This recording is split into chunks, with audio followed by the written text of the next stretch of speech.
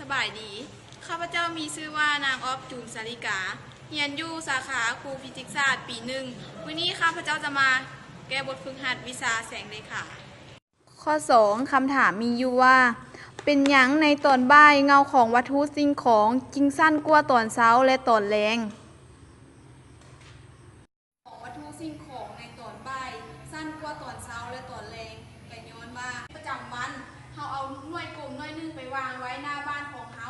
และเมื่อตอนเช้าตาเวนขึ้นและแสงของตาเวนไปกระทบใส่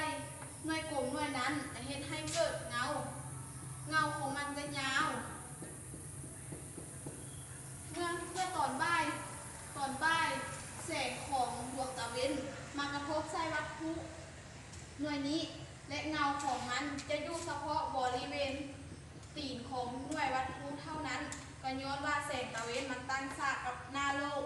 ในตอนแรกก็เส้นเดียวกันกับตอนเช้าเงาของมันจะยาวกว่าตอนบ่ายทั้งหมดนี้ก็ย้อนว่าหน่วยโลกของเฮาปินอ้อมตัวมันเองอยู่ตลอดเวลาจึงเฮ็ดให้มุมที่แสงตาเวนส่องใส่วัตถุอยู่เทิงหน้าโลกนี้มันจังบ่เท่ากัน